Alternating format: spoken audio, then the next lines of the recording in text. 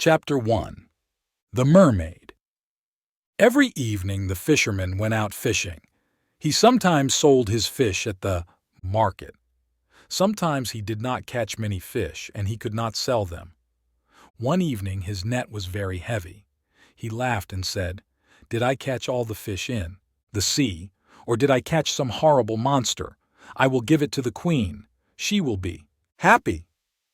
He pulled and pulled the heavy net. Finally, he pulled the net next to the boat, but there were no fish in it and there was no monster. There was only a little mermaid. She was asleep. Her hair was yellow like gold. Her body was white like ivory. Her tail like silver and pearl, and her ears like seashells. She was very beautiful. The fisherman pulled the net closer to the boat. He embraced her. When he touched her, she screamed. She could not escape, so she began to cry and said, "Please let me go. I am the only daughter of a king of the sea. My father is very old and alone." But the fisherman answered her, "I will let you go, but you must make me a promise. I will call you and you will come and sing to me. The fish love the songs of the people of the sea.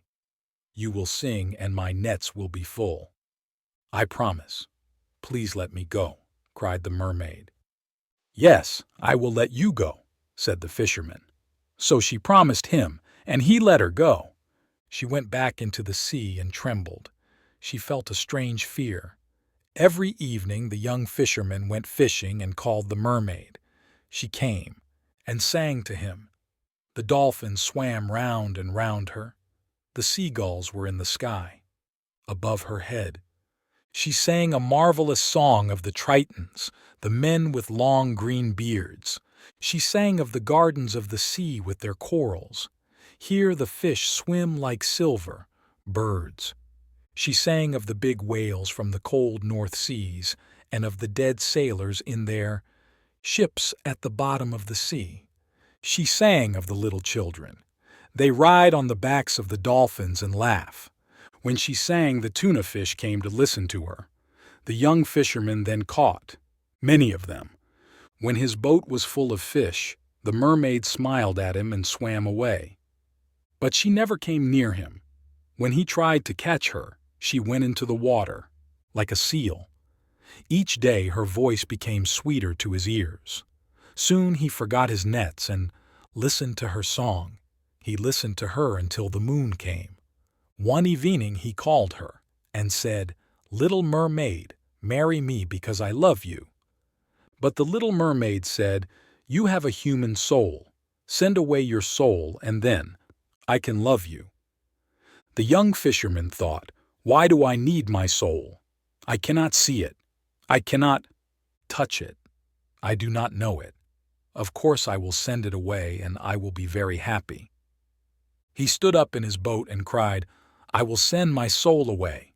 You will be my wife, and you will show me all the things you sing about. We will be together forever." The little mermaid laughed because she was very happy. "But how can I send my soul away?" cried the young fisherman. "I do not know," said the little mermaid. "The people of the sea have no souls." Early the next morning the fisherman went to the priest's house and knocked on his door. The priest looked out of the window and saw the fisherman and said, "Come in." The young fisherman entered and cried to the priest, "Father, I am in love with a mermaid. I cannot marry her because I have a soul. How can I send my soul away? I really do not need it. Why is my soul important? I cannot see it. I cannot touch it. I do not know it." The priest answered, "Are you mad? God gave you your soul. It is very precious. It is as precious as all the gold in the world. So, my son, do not think about this anymore. It is the worst sin. The people of the sea are lost creatures. They are like the beasts of the fields. They do not know what is right and wrong. God didn't die for them." The young fisherman began to cry and said, "Father, the fawns live in the forest and are happy. The mermen sit on the rocks with their gold harps. I want to be like them. Why is my soul important? I have a soul, but I cannot have the mermaid, and I love her, he cried. It is horrible to love your body, cried the priest. The fauns of the woods and the mermen are horrible. I hear them at night. They try to distract me from my prayers. They are lost, I tell you. They are lost. There is no heaven or hell for them. Away! Away! Cried the priest. Your mermaid is lost, and you will be lost with her. The young fisherman walked sadly to the marketplace. When the merchants saw him, they said, "What do you want to sell?" "I will sell you my soul," he answered. "Please buy it from me because I am tired of it. What can I do with a soul? I cannot see it. I cannot touch it. I do not know it."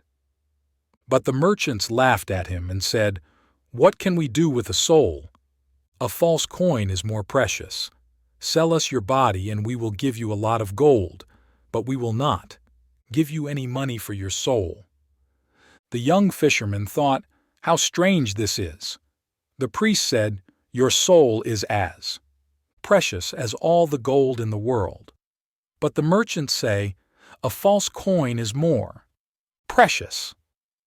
He went to the beach and began to think. Chapter 2. The Witch. At midday he remembered that there was a young witch. She lived in a cave and she was very good at magic. He ran quickly to her. "What do you need? What do you need?" she cried when he ran towards her cave. "Do you need fish when the weather is bad? I have a special instrument. You play it and all the fish swim into the bay. But it has a price, pretty boy. It has a price." "What do you need? What do you need?" "A storm to destroy the ships." "Do you want the gold on the ships? I can help you. I have more storms than the wind. My master is stronger than the wind. But I have a price, pretty boy. I have a price." "I do not want very much," said the young fisherman. "But the priest is very angry with me, and the merchants laugh at me. So I came to you, and I will pay you any price." "What do you want?" asked the witch. "I want to send my soul away from me," answered the young fisherman. The witch's face became white. Pretty boy," she said. "That is a terrible thing to do." He laughed and answered her, "My soul is not important to me. I cannot see it. I cannot touch it. I do not know it." "I will tell you, but you must give me something," said the witch. She looked at him with her beautiful eyes. "5 pieces of gold," he said, "and my nets, and my house, and my boat. But how can I send away my soul?" She laughed and answered, "I can change the autumn leaves into gold. I can change the light of the moon into silver. My master is richer than all the kings of this world." The witch caressed his hair with her thin white hand. "You must dance with me, pretty boy," she said softly, and she smiled at him. "Only this?" cried the young fisherman. "Only this," she answered, and she smiled at him again. "Then we will dance together in a secret place at sunset," he said, "and you will tell me everything. Then I can send away my soul." "When the moon is full, when the moon is full," she said softly. Then she looked around and listened. 3 birds sang. There was no other sound. There was only the sound of the waves. So she pulled him next to her. She put her dry lips close to his ear. "Tonight, you must come to the top of the mountain," she whispered. "It is a special night, and he will be there." "Who is he?" he asked. Chapter 3. The Secret. A dog barked and the dancers stopped. They went to the man and kissed his hand. "Come, let's pray," the witch said softly. The fisherman wanted to do this, and he followed her. But when he came near the man, he called God's name. When he did this, the witches screamed and went away. A horse came and the man got on it. He looked at the fisherman sadly and then disappeared. The witch with red hair tried to fly away too, but the fisherman stopped her.